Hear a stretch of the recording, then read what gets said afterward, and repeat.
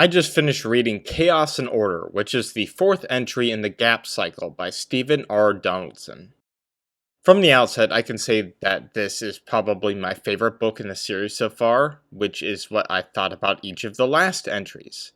In other words, this is exactly what you want from a series. There might be some problems, but they aren't too crazy. Much of what I enjoyed in this entry was much in line with what I talked about in the last review. The picture of the political landscape was made clearer in the last entry after the incremental build-up of the first two, and the story in this one is more or less a continuation of that third entry. As such, much of what I said in the last entry's non-spoiler section could be placed here. This story more or less carries the story along in an immensely competent manner. The characters are also fascinating as ever. As we saw Holt's character up close last time in the very beginning of the entry, we get to see Hashi up close in this one, and we get yet another fascinating perspective. Better, I really started to notice differences in the writing from this perspective. Because Hashi is a brilliant scientist, this affects how he describes things and thinks about events around him, providing an interesting twist on how things are delivered to us. And there's another more subtle thing that happens in Hashi's perspective in the very beginning that both creates some tension and foreshadows events that will happen later in the story. The function of Hashi's opening chapters is quite different from Holt's, but they have an interesting purpose. We also get a much better perspective on Dios and his plans in this entry. We are more or less in on his schemes, though I am prepared, at least in the abstract, for more developments. His plan is rather bold, and I'm excited to see how it goes, and hopefully how it blows up in his face. I was also right about at least 3 predictions that I made in the last review with regards to Holt, the Amnion, and Angus, though I will not specify any of them here. I'm giving myself many pats on the back for that, or should I say these, to emphasize the fact that it's plural. Multiple correct predictions. Look at me, so clever. I think the battle sequences at the very end of the book were incredibly well earned. Donaldson seems to understand that the best battles are the ones with serious limitations built in, not necessarily the ones with unlimited escalation. At the same time, escalation can happen, but only within certain bounds. Additionally, the conflict had multiple parties involved, which allowed for more unpredictability, as the characters do not know the allegiances of all the other players, nor do they know the number of players on the field in the first place. There is nothing more exhilarating than a battle sequence where the characters' knowledge of the events and their circumstances are constantly being forced to update over time. Another thing worth mentioning is the political side of the equation. As far as it seems, there are 2 plot lines in this story that are loosely connected. There is the main plot line involving the original 3 main characters, and then there is the secondary plot line with the higher level political maneuvering.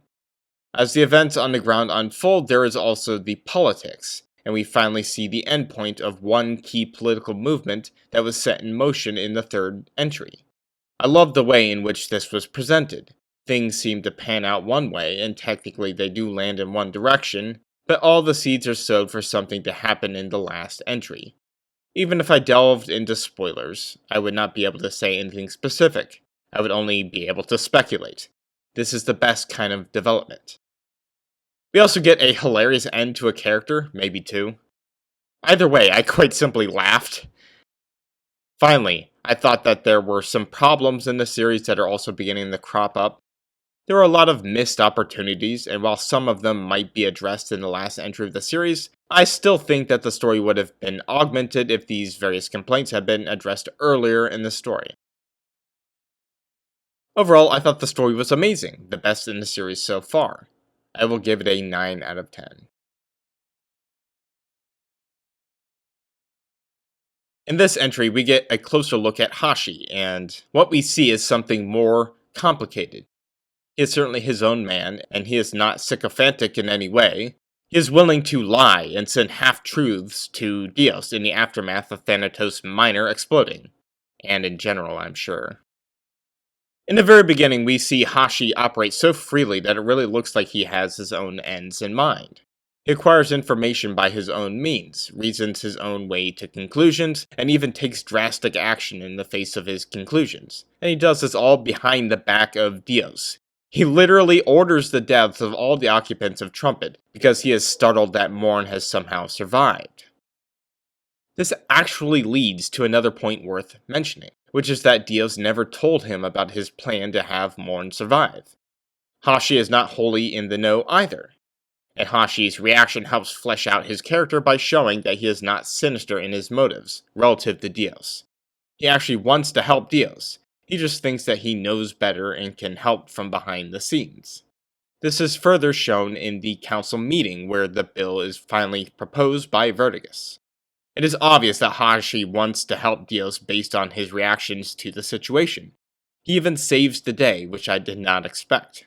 I thought he was about to yeet himself out of there. I would have. There is one last thing that is worth mentioning that I quite liked with regards to Donaldson's writing.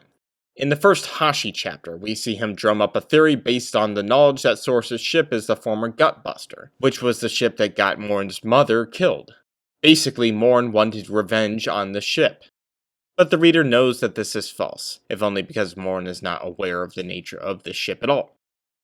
The reason I appreciate it so much is, 1, because it's another example of a character making reasonable inferences from likely assumptions that turn out to be false. And 2, because this actually foreshadows Morn's eventual realization of this truth that happens later in the story. I've mentioned the first reason in other entries, and the fact that there's another factor rolled up with it just makes it all the better. The main thing that can be said about Dios is that his plans have more or less been revealed to the reader. The scheme behind the scenes was to use Milos to spread the idea of an immunity to the Amnion in the hopes that they will commit an act of war in an attempt to stop Nick and Angus from escaping with the information and sharing it with the rest of humanity. The idea is that desperate action from the Amnion like this will not only make them look bad, the Amnion, but also make them easier to beat in the short term. Dios will be able to crush them in the short term and put them on the back foot, instead of letting them build up their forces and attack on their own terms. Dios used the words psychological retreat, quote-unquote, suggesting that they would have to regroup in the aftermath of their failure, and that they would have to renegotiate for the long term. This is obviously only the first step. Dios only reveals this much. I can't really judge the efficacy of the plan until I see the whole picture. But I do have some questions that I think are worth asking. Namely, how certain is Dios that things will go the way he thinks? My first thought, and I think I mentioned this in the last review, is that the Amnion might be provoked to go all the way right from the outset. By exposing them to the immunity drug, they might hurl themselves into conflict all at once. In other words, this act of war will only be part of a Herculean attack that might just destroy both sides. Sure, the Amnion will be destroying their own chances, they likely won't win their ultimate aim, but Dios will have attained a kind of Pyrrhic victory. In other words, they both lost. I just have real skepticism toward plans that expect particular responses like this. His plan seems to assume that the Amnion will be in psychological retreat, when that might not even happen. And how similar are they? What is psychological retreat? Does that compute in the Amnion mind? This is not a critique of Donaldson, at least not yet. We only have a picture of the plan in mind, and you might even have Dios fail for these very reasons. We will have to see. In my notes, I have something written about Dios seeming to know about the source of the cases. Unfortunately, I cannot remember the specifics of his comments, but I did ask some questions, namely what purpose they serve. The cases seem to hurt Dios and help Holt, so that obviously points to the latter as the culprit. Unless Dios is trying to frame Holt, but who knows? To make matters more complicated, Hashi also seems to imply that Dios is in on this, despite the effect of the cases overall. I really don't know what to make of this. Another interesting thing to mention is that Dios still trusts Hashi, even understanding his lying and Dios' inability to detect his lying.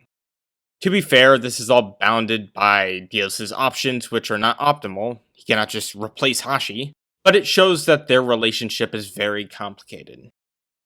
Something that took me off guard was how honest Holt was about his suspicions toward Dios. I had the idea that Holt was now clued in and was trying to strike back, but he still seems on the fence, if a little bit, and he tells Dios to his face that his mother thinks he is scheming against Holt. This caught me off guard, and I'm not really sure what to make of it. I just hope that this is some 4D omni-dimensional chess move by Holt, but again, we'll have to see. Finally, I was right about Holt using the amnion in the hopes of living forever. Pats, pats, pats on the back. In this book, we get to see the first serious interactions between Morn and Angus in the aftermath of the first entry. And to say that it is tortured is an understatement. Angus still seems to take their bargain at the beginning of the series seriously, and Morn recognizes that. And Morn has a new moral code that puts off a desire for revenge, and leads her to stand up to him, but also eventually help him. The dynamic that is emerging is rather interesting, and I hope Donaldson takes this in an interesting direction for the final entry. As for what that direction might be, I have no idea. I also got another major prediction correct, although I admit this is pretty obvious. Angus is able to edit his data core in this entry, and at the behest of Morn even. Apparently the general idea is that you add a filter that can block out certain parts of the code. However, you construct the filter so that there is a physical resemblance to the data core itself, so that the filter cannot be seen and is effectively invisible. The data core is so effective because it records any changes made, but with the filter, it basically blends in with the physical structure and cannot be seen. In any case, we see Angus finally escape his constraints, and we see it at the behest of Morn of all people, as she chooses to trust Warren Dios. This leads to the final thing to mention in this section. Morn is given control of Angus by Dios with secret coding he provides after being ordered to give control to Nick Sicorso. And she realizes that he has plans up his sleeve. More importantly, she decides to trust Dios, as she thinks he is moving against Holt, the man at the very top. She takes the risk by freeing Angus.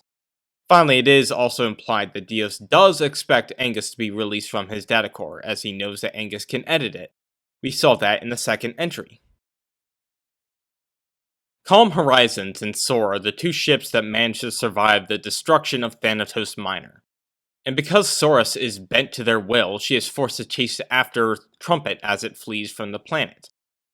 Saurus is more or less known for her dealings with the Amnion, and we get to see why that is. Basically, she has been given a slow-acting mutagen that she can indefinitely delay by taking a drug that the Amnion give her. As long as she is compliant, she must submit to them. Not only is this a good explanation, but Donaldson also manages to tie this in to the plot when she uses this drug to control Zero.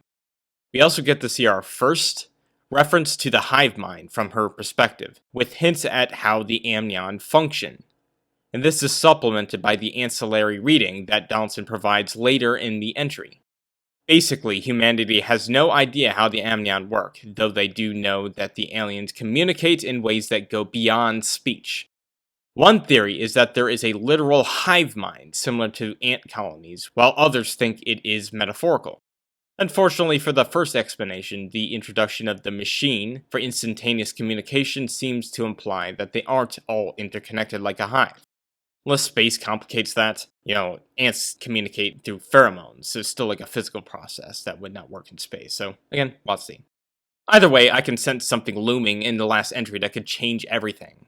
One final obstacle that could blow up in humanity's face. Finally, there is the death of Saurus. She comes up with this clever little scheme where she would help Punisher destroy Calm Horizons so she can take her needed drug and escape their control. But she assumes that Calm Horizons would use their proton cannon to attack Trumpet. Of course they don't, they just kill Saurus. Bye-bye. I also had some problems in the story, though they aren't that devastating. The Valdor system seemed to have been introduced out of nowhere. I just got major make-it-up-as-you-go vibes from it. This isn't heresy, to be sure. People add elements to the stories as they go all the time. But the way that Donaldson had set up Thanatos Minor made the existence of the Valdor system seem unlikely. First, it seemed that all illegals went to Thanatos almost exclusively, but now many go to Valdor too? It is too obvious that Valdor was introduced to have a place where the Amnion could be drawn into committing an act of war, where that could not have been done at Thanatos Minor, given that the latter was in forbidden space. But that leads to another few related points. I was also a bit blindsided by Angus's lack of knowledge of Valdor. Is it apparently because he doesn't have a gap drive? As I write this, I'm only more confused. I thought he did have one, but that no one knew. I'll have to read the first entry again, I guess, because I know I must have missed something. And this all makes less sense, knowing that the lack of a gap drive somehow explains Angus's lack of knowledge. The Valdor system is simply too far away for anyone to reach without a gap drive, right? But it's still in human space. But Thanatos Minor isn't? Guess this isn't impossible, right? It's not logically impossible. But the geography of it all is just weird enough to make me ask questions. Part of me thinks that Sib should have died off screen. The rest of the crew have no idea about his end. They think he either got sucked into the black hole, lost air, or was killed by Nick. This should have been the case for the reader as well. I was a little let down by Nick's end. In retrospect, it has grown on me. The man basically was mad with the desire for revenge. At the same time, I had guessed that he had gotten a board sore and was waiting to kill Soros at the end there. I was hoping for something more impactful, but he just dies and, well, I guess he's just gone. As I said, in retrospect, he did have an impact as he took out the proton cannon, so this is less a problem than it was before. But there was a bigger problem.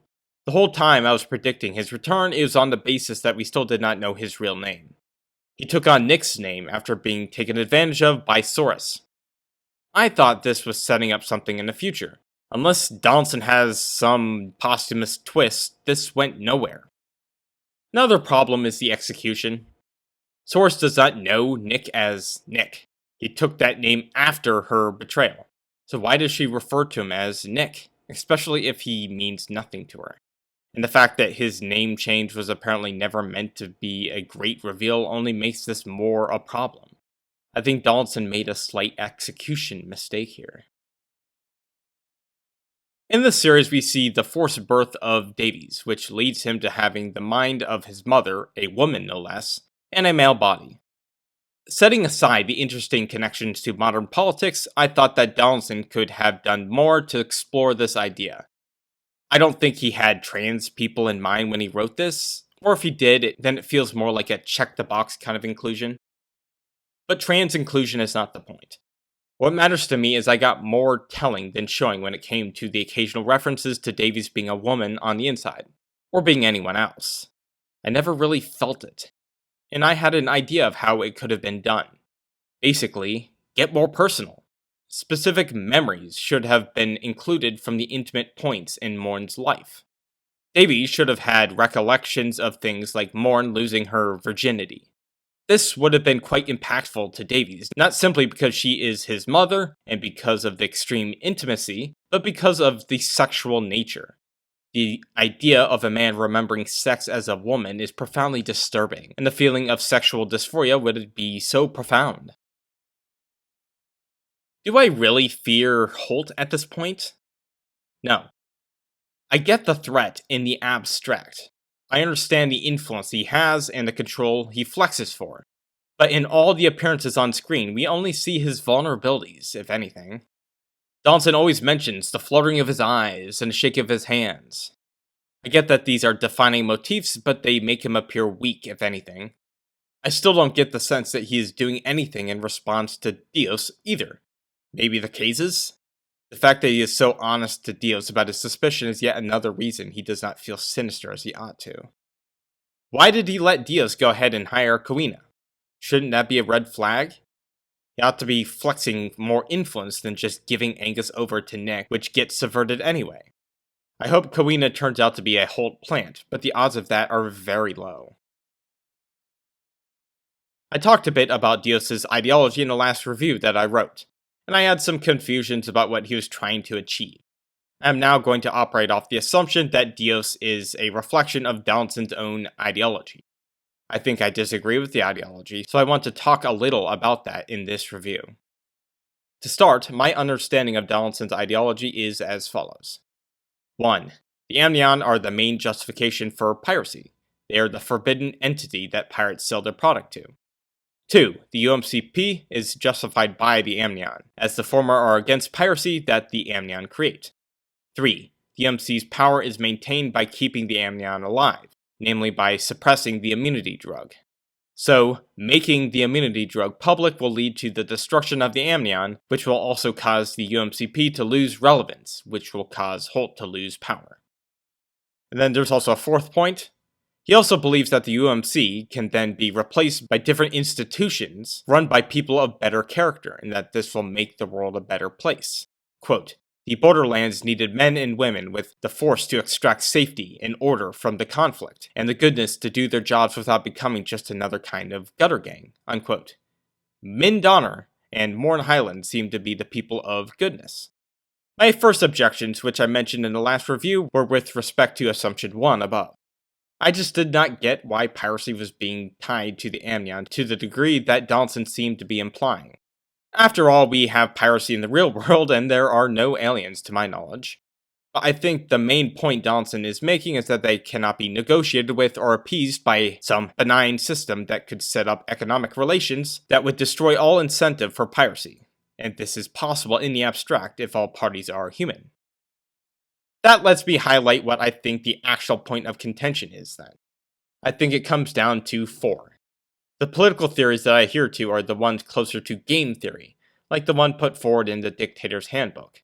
What matters is that game theory supposes self-interested action, if not psychology, from the individual actors. And the Dictator's Handbook supposes that all leaders care first and foremost about acquiring and maintaining power. In this contrast with Donaldson, he seems to think benign institutions arise from men and women of goodness or moral character. It is a kind of virtue ethics. And the fact that Dios is selling his soul is another thing to consider.